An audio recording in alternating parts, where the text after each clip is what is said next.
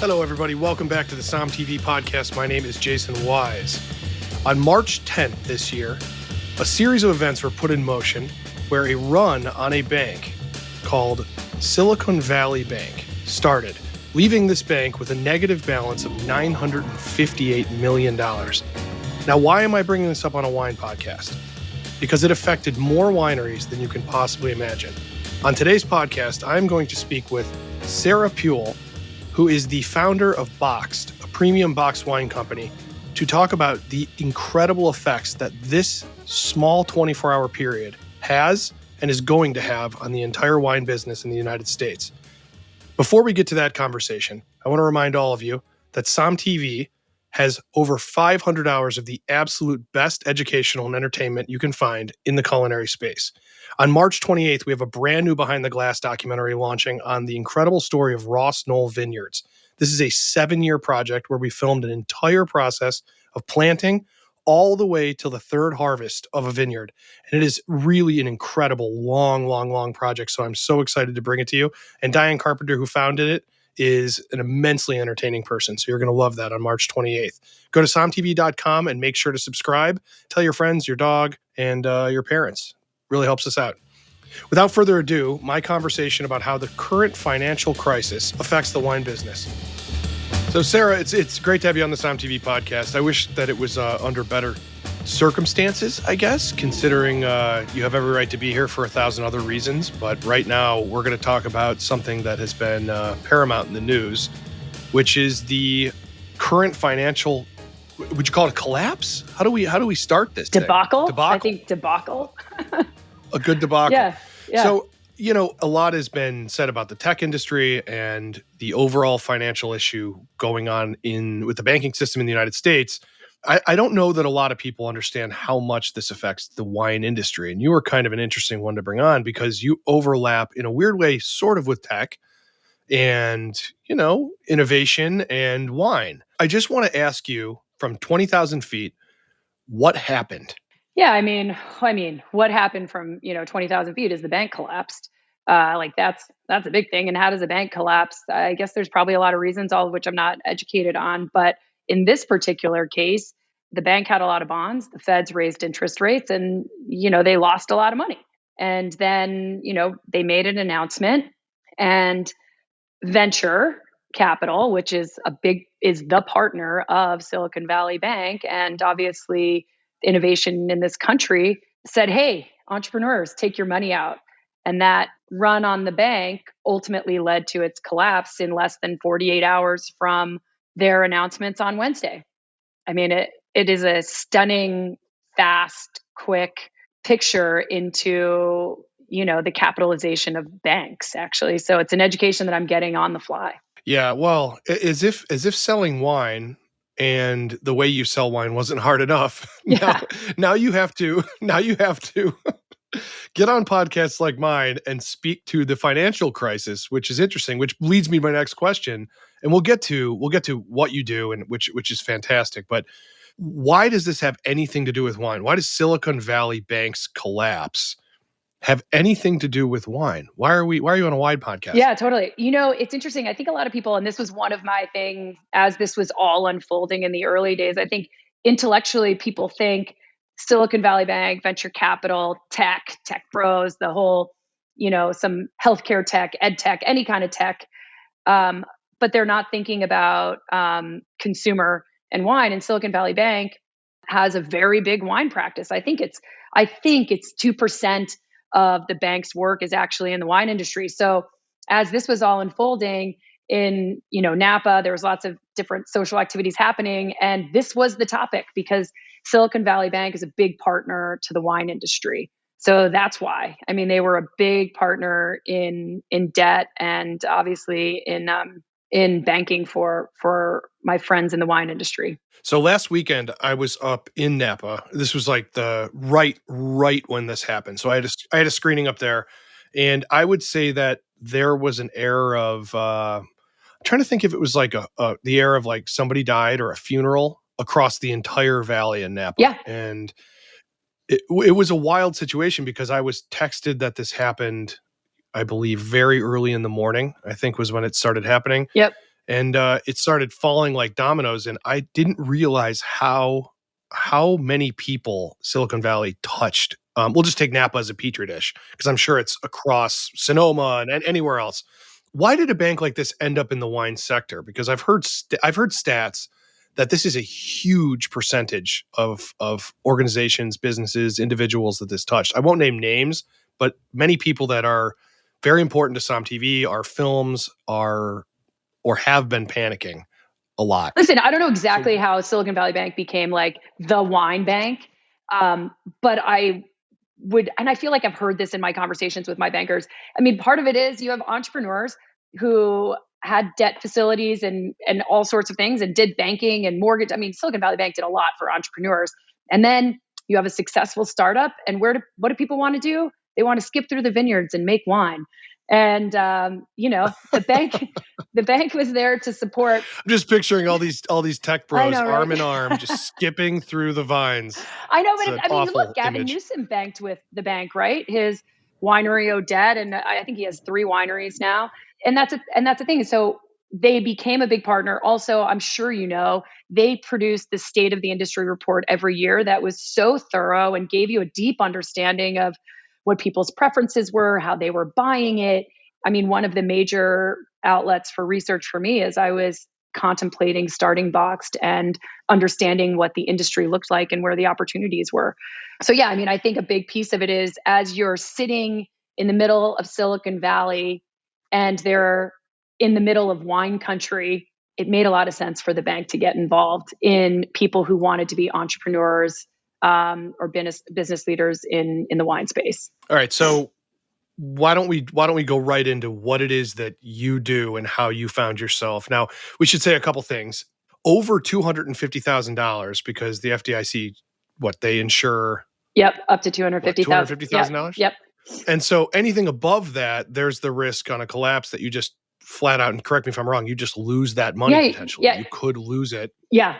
Yeah, I think that's the part that, Thursday and Friday and over the weekend, that first weekend, you're thinking to yourself, what does this look like? What does it mean? And I was reading an article, and it's just true. And this is true whether it's a bank collapse or not a bank collapse. When you're an entrepreneur that's at an early stage like mine, or you're not quite, profitable yet, you only have so much cash until, you fundraise again. And however you end up getting to zero, if you're at zero, it's game over, right? So if it goes to zero tomorrow because a bank's collapsed and you have no access to the capital, it does me no good if in a year somebody comes back and says, "Oh, here's your money," because business is gone. We all know that your company Boxed is worth $127 million. $billion.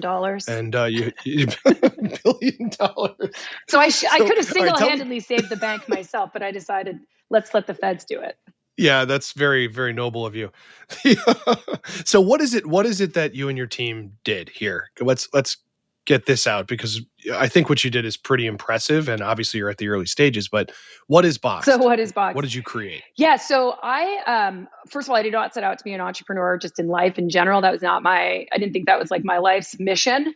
But I met a VC out of Austin, Texas, and he invited me to be an entrepreneur in residence at his firm. And what that means is, hey, let's take some time, let's give you a little time, tinker on some ideas you had, which actually was in podcasting, which is very interesting that we're on a podcast right now.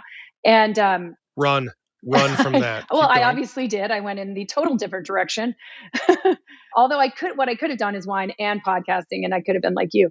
And so during my time ideating, I was challenged to think about where do my interests, my aptitude, and my experience intersect. And Boxed was born, which I know sounds a little bit crazy. So my experience in wine is consuming it. And when you start thinking about the wine industry, first of all, I'm a massive fan of the wine industry. My company is not here to stick up my middle finger at the way the wine industry works. It's here to be a part of the ecosystem because I believe there's room for all of us. And what Boxed is we're on a mission to be your house wine. I want to be what you drink on Tuesday when you get home and you're just like, I need a glass of wine and I want to know I'm going to like it. And I'm too old to drink shitty wine that when I open the bottle, I'm like, what did I open here? So Boxed is a kind of a simplification of house wine, that beautiful European table wine that you're used to when you sit in a cafe in Paris and you're like, hey, just I'll have a carafe of the red. And you don't ask questions. Sometimes here in the States, we ask so many questions that by the time you get the glass, it's inevitable that you're not going to love it because you've overanalyzed, or you're staring down the bottles at the supermarket or your wine store and you're like, I think I want to spend, it's Tuesday, I guess I want to spend 25 bucks. And then you're like, all right, here's my 25 buck range. And then what do? You kind of pick by variety and you kind of pick by label, and then you cross your fingers and go for it. I just didn't want to do that anymore. So we are putting ultra premium wine on tap. And that's not just by that's what I said to begin with, but we've won 33 medals in the past year and a half, including double gold at the San Francisco International Wine Competition. So we are not shipping shit. We're shipping really great wine with with no additives, 0 grams of sugar per serving. Like, we are just putting really great, beautiful wines in our box. So 8 wines, 3 whites, a rosé, and 4 reds. And it's very simple. What we do is we source wine from all over the world and blend to our taste profiles at our own fully licensed bonded winery, put them in the box, and ship them to your door. So when you created this, what was, and we'll get to kind of why you needed to, what your affiliation was with the banking system and everything. What did you have to do? What were the core, what were the hard costs here that you needed to raise money for? I mean, listen, one, you had to have inventory, right? So if somebody places an order, you can't then go figure out what to do and how to put the wine together. But one, licensing was a very big upfront expense. In order to have permission to ship directly to a door and cut out the distribution channel, if you will, we needed to be a winery, a fully licensed bonded winery. And then we needed to go state by state and apply for licenses for permission to ship directly to somebody's door. So that is a really hard cost. There's lots of legal, lots of understanding it. And once you do that, you still have to do monthly reports, and sometimes it's every state's so different in terms of when they want reporting, so they know exactly what you sent into their state. So there's ongoing kind of massive legal side of it that just continues on, till the end of time. Then there's all the inventory stuff. There's all the e-commerce and how are you setting it up. There's the branding work that you have to do. So it's not a small feat to get to the place where you are a fully licensed bonded winery, ready to ship and with product to ship.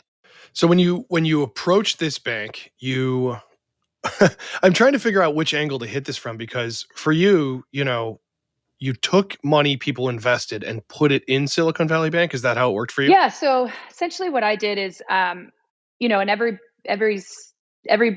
who's starting a business might do it a little differently. We raised venture capital kind of through that, being an entrepreneur in residence at a VC firm. The whole idea of that was for me to come up with an idea that ultimately they wanted to fund. And they did. And so when you raise venture, the money has to go somewhere. So it went into Silicon Valley Bank, which, was a recommendation by the firm that was our lead investor, and a recommendation that frankly was a great one. I mean, I really do have a lot of nice things to say about the team at Silicon Valley Bank here in Austin. They aren't just my bankers. They're my friends. They know my business. They buy my wine. They check in with me. We're constantly talking. I have an account at Bank of America and Chase. And, I just started a relationship with my Chase banker like 4 months ago. And it's because we moved my mortgage to him. But other than that, you can't it's so hard for a small business that has no track record, no revenue. And, it took me, a year to get licensed. So there was no revenue, and I'm needing to invest in the business to actually take you seriously. And that's why Silicon Valley Bank was so important, because they offered venture debt that ran alongside of venture capital that I raised, because they trusted that the VC was making a smart investment in this concept. All right. So the morning happens. How do you find out what happened, and what did you find out happened? Because I think a lot of people have heard about this from a completely financial aspect, a Planet Money, here's what's happening with the overall market. But I think it's interesting because you touch sort of all three of you touch banking, you touch wine, and in a weird way, you touch tech, which is kind of a very bizarre place for you to be. I'm sure you're ecstatic to be in all three of those places right now. So how did you find out? I was actually out to dinner on Wednesday night with my bankers and 3 other entrepreneurs. We were just having drinks and dinner and just like catching up on all the things and like what's hard, what's not hard. We weren't, and the news was actually starting to break on Wednesday night. But because we were kind of in this pod of entrepreneurs and taking time to do that, which is fairly rare, none of us were looking at our phones and none of us were looking, reading the news. We're like sitting at dinner, just, catching up on figuring out who needs help with what.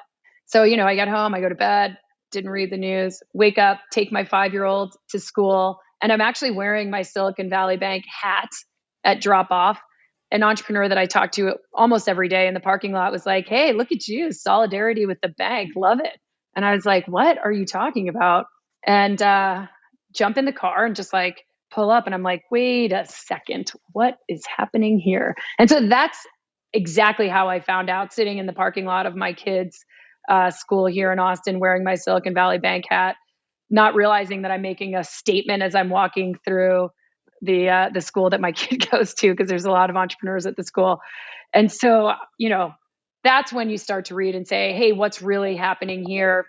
And then you get, I got on some of my Slack channels with other entrepreneurs that I've been connected with over the years, and like little groups that we've formed. And you kind of got the range of like, oh, it's nothing to, it's something to, and then the day just rolled on, and then all of a sudden you've got big VCs saying, "We're telling our people to pull their money." And I'm actually sitting on the tarmac at Austin and about to take off.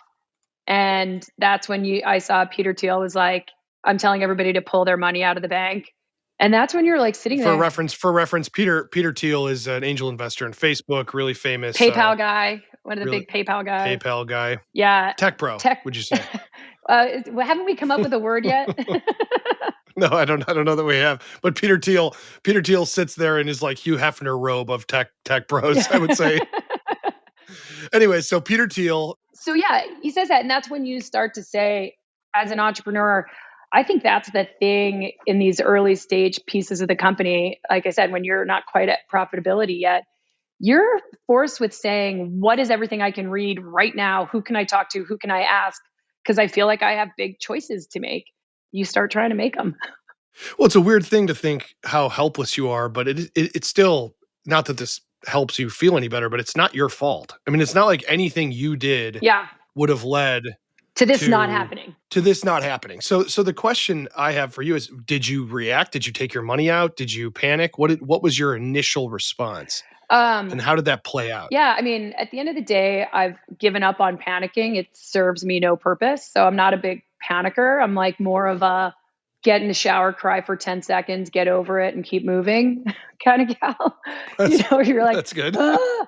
And then you just like, what's the next thing you're going to hit me with, entrepreneur land? And so I didn't. I was able to move some of our money, not all of it. The big thing for me that I was worried about is in the picture of when you think about your runway as a not quite profitable business is your access to debt. And that was the big thing, is like, even if, as the FDIC said, they would make you whole in your cash, the debt's a whole other thing. And the other thing that you start to think about is, what does this do to the fundraising landscape? It was already an incredible, over the last 2 quarters, difficult fundraising landscape, and it was only getting more difficult. And this just blew up fundraising. And so I'm not in a fundraise right now.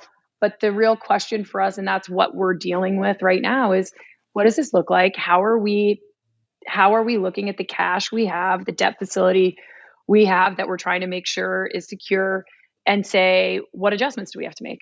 So that's, it opens up this massive can of worms as somebody who's, building a business. Now, the government came in and said they're going to, I guess, bail out. I don't know. It's make your deposits whole. Yeah, they're saying like make your deposits whole. Yeah, it's interesting. I was reading some of this stuff, and it's like, Janet Yellen is like, the taxpayers won't pay.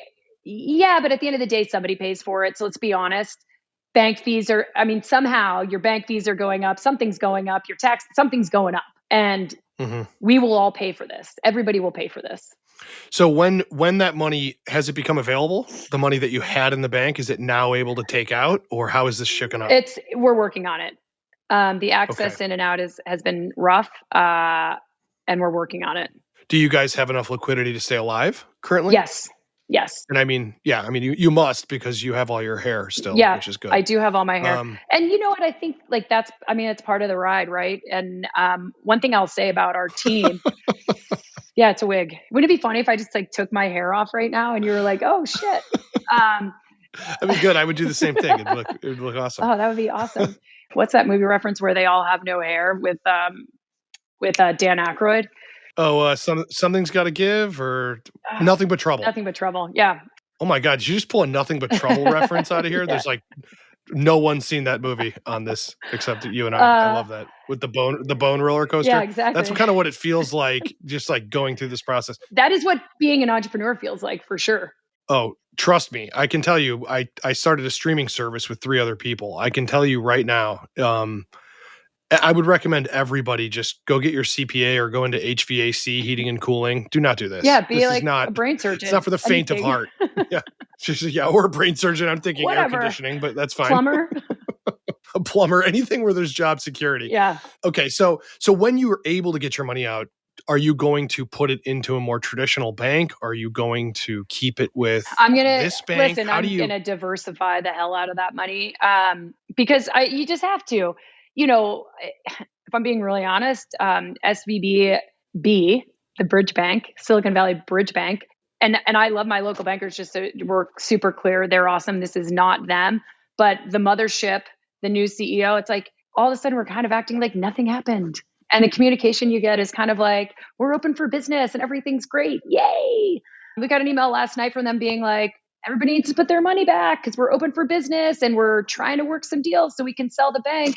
And you're like, you're not helping me make me feel better about this. So it's a very Yeah. weird vortex of like nothing to see here, people. And it's stunning, to be honest. But yes, I'm going to put my money in Yeah. multiple places. It's such an interesting thing because this is still playing out as we talk, Yeah. and I think at some point I want to get you back on to say kind of what happened, and then you can remove your hair. It'll be great. Yeah.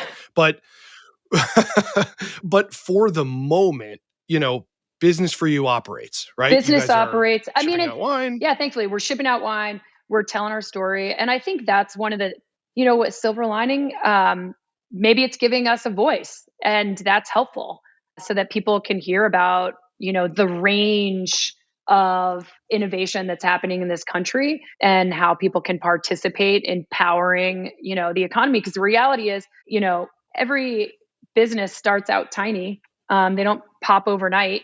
And small business powers our economy. And so, to the extent that people can look at this and say, hey, what are the small businesses that I love that I can be a part of? And it's really easy. You can do two things. You can buy our wine, or somebody else's, or you can refer somebody to us. Or if you see a company that's doing something really neat and social or whatever it is, and maybe it's not for you, but you have a friend that you're like, oh, I need to tell them about this, tell them. You should tell them instead of just liking a post.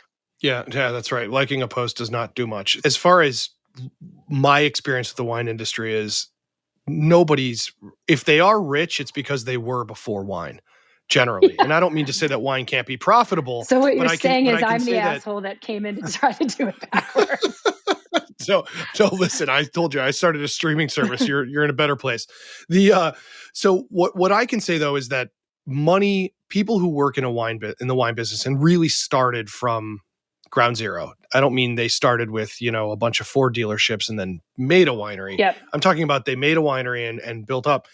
If you have $100,000, that's like 2 million to you. I mean, every single penny is a much more valuable thing in the way you have to make it work. Yeah. So when I was up in Napa, and again, I won't name names on this, but I have a very strong feeling on a follow-up podcast. People have some very harsh and strong opinions about how this all went down, but I haven't seen this directly syringe into the wine business like this before, because I promise you, it's somewhere near, like they say, 38-39% of the major wineries up in Napa and Sonoma Had connection and other with places SVB. are directly affected. And I mean, like, they had all their eggs in this basket. Yeah. And so it was sort of this element of Napa itself or the wine industry itself could fall down on itself because of this. And that I have never seen. I've never seen something like that. Well, it goes back to your point. You asked me why Silicon Valley Bank's invested in wine. Well, you said it. Most people don't start a winery unless they already had money to start it with. And Silicon Valley Bank is the bank of innovation in this country and, powered entrepreneurs. And oftentimes entrepreneurs work to Silicon Valley Bank. And Silicon Valley Bank, is giving mortgages to people kind of before they made money, like all sorts of things, right? And so if you're already there and they're already your bankers and they're creating these deep personal relationships with you, of course, when you make your money and then you say, hey, I want to do this, I want to start this new business. SVB's like, I've been supporting you now for years. Let's do this. I'm on board. And so it made sense for them to have a wine practice. Yeah, it does. It does. And it's really a shame that there is not a secondary option, I think, right now for wineries, for people trying to do startups within the wine and the food business. It's these are tricky waters, and we'll continue to cover this. But before we leave this, I do want to talk about what you make a little bit more.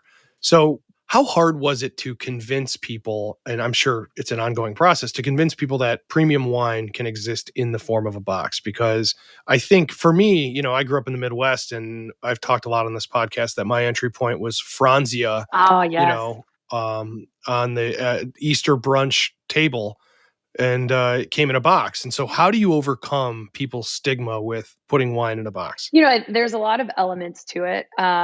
And now that we are, 2.5 years into shipping wine, the good news is the hypothesis that you could pour a glass out of this 4-bottle format and it tastes really good. I've proven that. Now it's just about getting more people to see it and touch it and taste it, right? Liquid to lips is what I like to say, and we talk about on our team. So like that's one thing. It's like you have to have really good wine, and you can't have people being like, I'm getting hangovers, etc. Really good wine, really, you don't get sick unless you drink too much. Let's be honest. I mean, that's kind of with all alcohol. Like the better the alcohol you're drinking, the less sick you get unless you drink too much. So that's one thing we had. From my experience, you can drink through that though. Yes, if you keep going. Yeah, if you keep going, then you can just get sick. And then the other thing is like visually, I had to change the dynamic. And that's where the wooden box came in. And so we put it in a wooden box. So because we decided to go directly to the consumer, if we had gone into retail, right, we would have been designing to fight for your attention of your eyeball, which meant we were fighting for shelf space. The way I thought about it was, I don't want you to be embarrassed about my box, and I want it to be out on your counter. So I wanted permission for the reds, at least, to be on your counter. And I wanted permission for the whites to be in your fridge in your kitchen, not your fridge in your garage with all your other beverages that you're hiding that you don't want people to see that you have. And so, when you see our box on the countertop, you don't think about boxed wine. It's literally not the first thing that comes to your head. The first thing that comes to your head in most people's cases is like, what is that over there? And inevitably people knock on it. And I'm like, yeah, it's wood.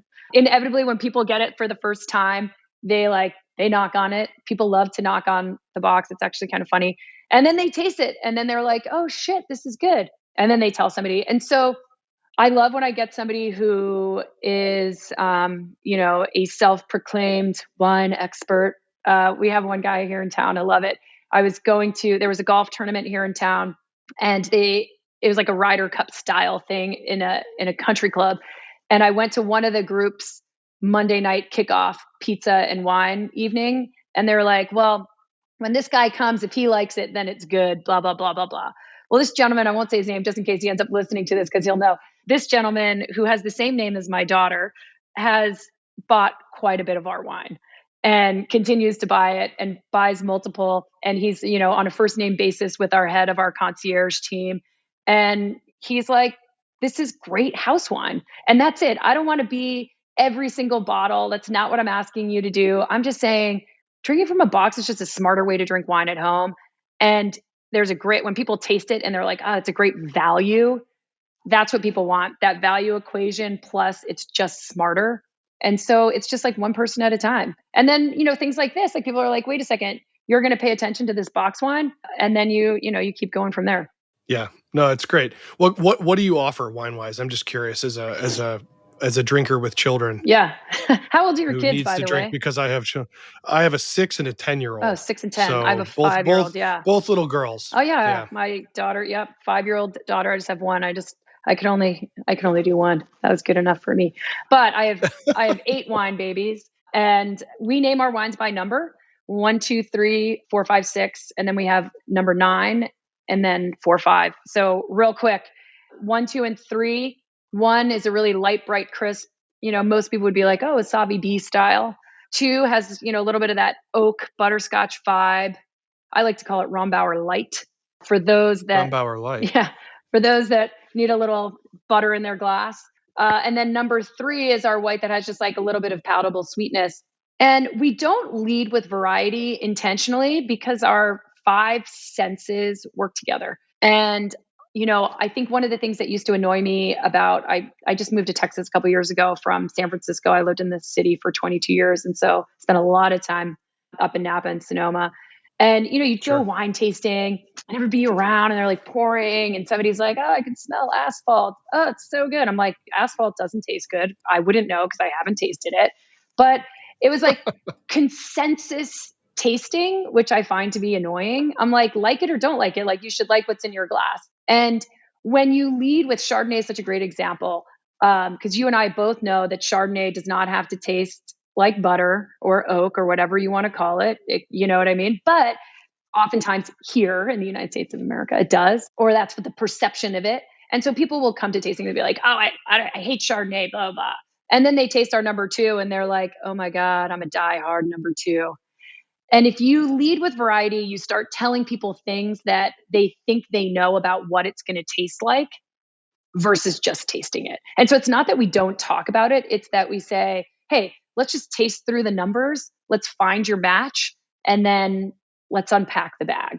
And so then you can start to find other things you might like that are in bottle format for whatever the bottle occasions happen to be, because there's plenty. I drink a pie chart of wine. And then the reds, I mean, obviously this is interesting because you're catering to what is an overall spectrum of what people like to drink, Yeah, so and then trying to sort of narrow that down. That's an interesting way to go about this, honestly. yeah, people are like, "Are you going to have more wines?" And I'm like, "Nope." What we might do is we might go up a level. So they might be like, instead of number 1, it might be 0 1, and that could be like a super black label, and the price doubles, and we just get a little weird Mhm. on it. And so, yeah, that's exactly right. It's like a spectrum of wine, and then it's like your pH balance or whatever. The pool little stick of what's going on in your pool. Do you see a world where like there could be, a Premier Cru Burgundy in a box? I mean, there could be a Yeah. $160 box of For wine. sure. For sure. Because the reality is it stays fresh for up to 6 weeks. So, we can cater to taste buds. So, I think of myself not as a winery or a wine company, even though I'm both of those things. I think of myself as a taste bud company. And so what does that mean? It means, hey, Jason, you're a diehard number 4. Like, that's your go-to Tuesday, Wednesday wine. And then I find out that it's, your daughter's birthday, and we send you a little email and we're like, "Hey, Jason, how about this beautiful bottle of wine to celebrate the birth of your child?" And you're like, "Yeah, I trust you. I know you're going to like that." And so you think about, like, where can you go? I mean, we're focused right now on being your house wine for, those Monday through Friday occasions, sometimes Saturday and Sunday too.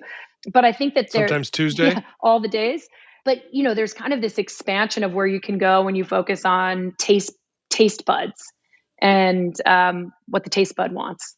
Yeah, that's really fascinating. I think too, when people sort of shit on different enclosures of wine, I always find it funny because, if you are in Paris and you're drinking the red, which is probably a simple Beaujolais, Yeah. it's poured out of a cask in the Totally. bar. Totally. So it's Right like in the bar. poured out of a cask. I mean, they bring you a bottle and set it down, but guess what? They filled that bottle up from the cask. And that cask has been reused and reused and sat empty for a while, then got refilled. It's not like it's not a reverence to the container like it is in the United States, where you have a 400-pound glass bottle to signify it's an expensive wine.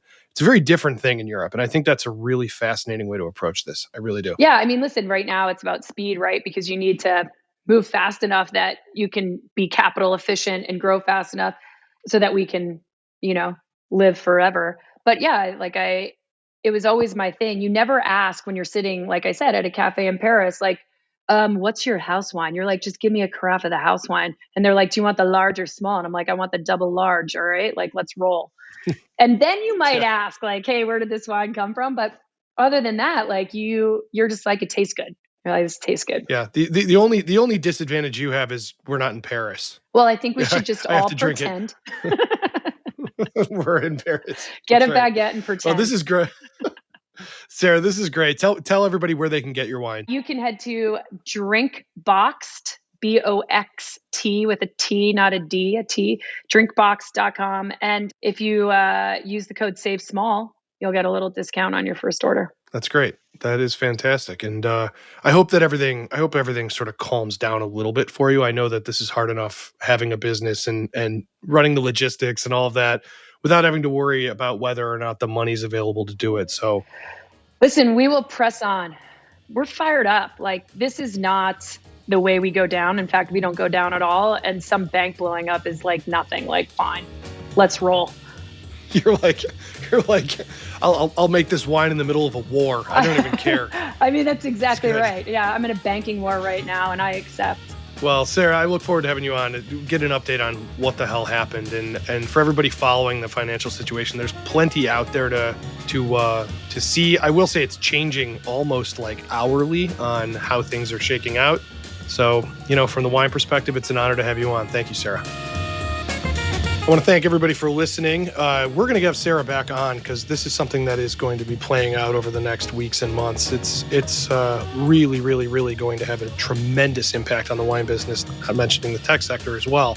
Make sure, if you love this podcast, please give us a great review wherever you listen. It is incredibly important to us, and I know you're out there listening, so take 2 seconds to just give us a good review. Go to somtv.com for all the great content we have and what we have coming. Don't forget the 28th of March, we have our brand new Behind the Glass episode on Ross Knoll Vineyard. You do not want to miss this. All right, everybody, be safe and stuff your money in your mattress next to your wine bottles. Talk to you soon. Bye-bye.